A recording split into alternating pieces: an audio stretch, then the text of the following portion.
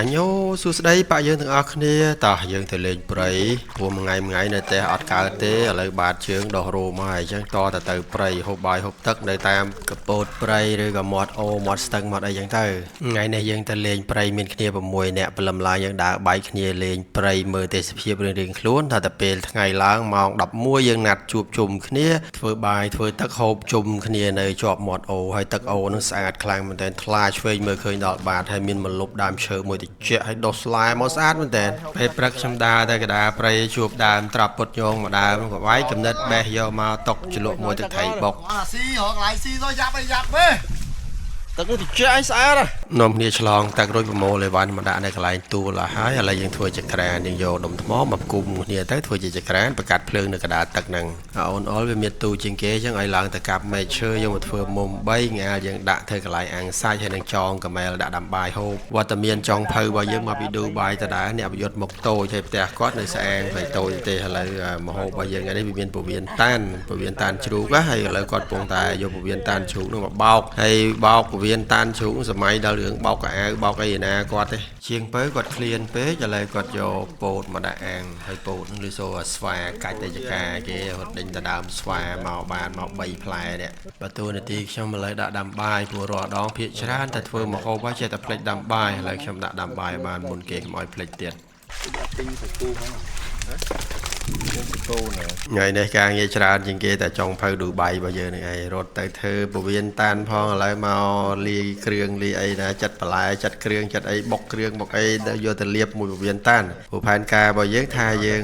ដាក់ស្ងោរពវៀនតានតែដោយសារតែយើងភ្លេចយកឆ្នាំងទៅអញ្ចឹងយើងយកពវៀនតានមកយើងយកទៅរុំលាយគ្រឿងហើយរុំជាមួយនឹងกระดาษអាលុយមីញ៉ុមដុតឲ្យវាឆ្អិនខ្លះសិនបានយកវាមកដាក់អាំងវិញដោយសារតែយើងភ្លេចឆ្នាំងនឹងឯងនឹងហូបទៅវាការពារប្រព័ន្ធលើឈាមលើអីទៅបងវាដុតចាស់ភាគច្រើនឲ្យដុតអាហ្នឹងបង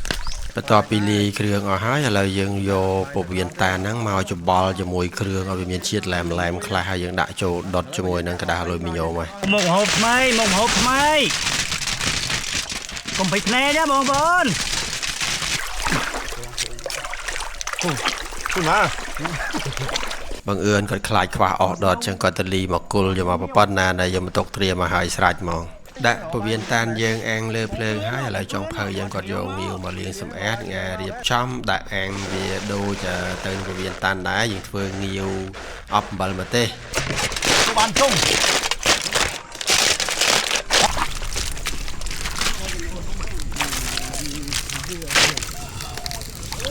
យើងដាក់ម្ហូបរបស់យើងអាំងទៅលើភ្លើងអស់ហើយអញ្ចឹងយើងទៅរងចាំមួយផ្លែទៅតែឆ្អិនយើងអាចហូបបានហើយឥឡូវយើងយកតុកមកតឡើងនៅលើទឹកនេះដាក់ហូបបាយនៅលើទឹកត្រជាក់ក្រោមម្លប់មែកឈើកើតបរិយាកាសរីករាយដល់ក្រុមអ្នកលេងព្រៃអត់ប្រយោជន៍ម្ដងមើលតឡើងតុករួចហើយឥឡូវអត់មានកៅអីទេយើងយកដុំថ្មហ្នឹងមករៀបជុំវិញតុកធ្វើកៅអីអង្គុយហ្មងបែបធម្មជាតិ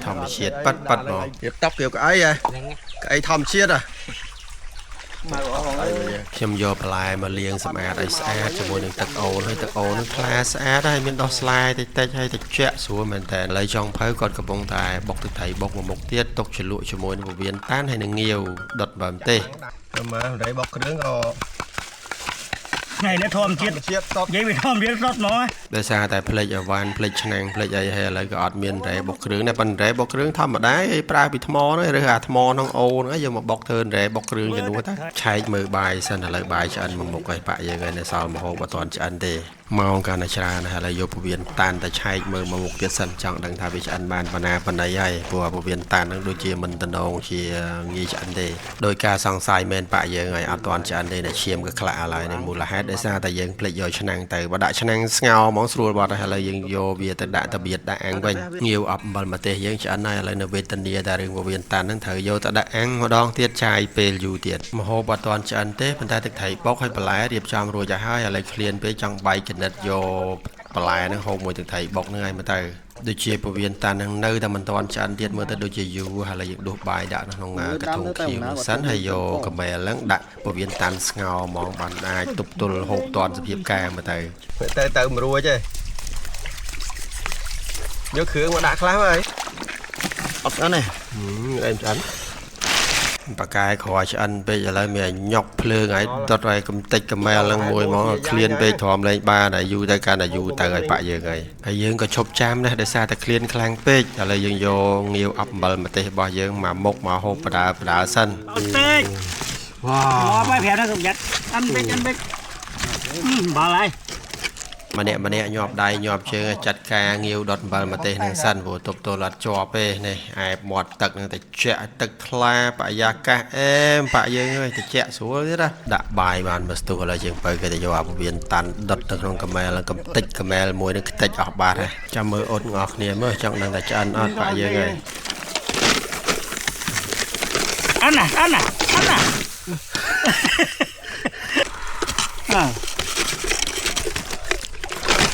ไอ้ยังโฮบายน่ะหมดตึกนึงปะยากะมาโฮบิชอันนับตอนเนี่ยนึงเธอยังเหิดแต่เคลียนด่าแต่เหิดแต่ช่างที่ได้แต่ก่อนนะท่าแต่ไทยบกเนี่ยยศหมกตูบกตอนอะไร Hal tôi mà nó áp được bao giờ mà hal là coi ទៅព្រៃយើងសបាយអាពេលហូបបាយទឹកជុំគ្នាប្រអាប់គ្នាលេងទៅចែកគ្នាលេងបរិយាកាសល្អនឹងតែឲ្យយើងបង្កើតបានអនុស្សាវរីយ៍មួយដែលយើងចងចាំរហូតមិនងាយភ្លេចទេហើយនេះចង់ភៅយើងអ្នកប្រយុទ្ធមុខតូចខ្ញុំឃើញមានទូយើងហូបច្រើនណាស់លោកអើយលោកលើកមុនលីបទាលេងចិត្ត10គ្រាប់ម្នាក់ឯងឥឡូវបាយមិនដែរដាក់មកកធុងនឹងម្នាក់ឯងបណ្ដោយណា นี่ไม่เรียกนะซีเรียกนะจ้าได้หรอนี่ตัวอังทีมเดียวกันนะเนี่ยกับปูเนี่ยซีไอ้ปีนั้นนี่ ដាក់បាយទឹកប្រើជុំគ្នាមកញ៉ាំក្រោមម្លប់ឈើតិចហ្នឹងឥឡូវរួចរាល់ហើយប៉ាយើងហើយឥឡូវយើងក៏រៀបចំឲ្យបានរបស់យើងដើម្បីទៅត្រឡប់ទៅឡានវិញ bài hai đấy bài hai bên đây em to sải được mọi lon ដំណើរកំសាន្តដ៏រោគរ៉ារបស់យើងនៅថ្ងៃហ្នឹងញ៉ៃដោយសារតែរឿងភ្លេចឆ្នាំងនិងអពវៀនតាន់នឹងធ្វើបាបឃ្លានឡើងចង់ដាច់ពវៀនហ្នឹងគឺត្រូវបានចប់ត្រឹមប៉ុណ្្នឹងហើយបងប្អូនទាំងអស់គ្នាហើយយើងនឹងជួបគ្នានៅវីដេអូក្រោយទៀតអរគុណច្រើនសូមបងប្អូនទាំងអស់គ្នាជួយ follow page ម្នាក់មួយផងបើសិនជាបងប្អូនទាំងអស់គ្នាចូលចិត្តមើលវីដេអូដើរកំសាន្តព្រៃបែបហ្នឹងអរគុណច្រើនជម្រាបលាសុខសប្បាយទាំងអស់គ្នាជូនពរឆ្នាំថ្មីហេងទាំងអស់គ្នា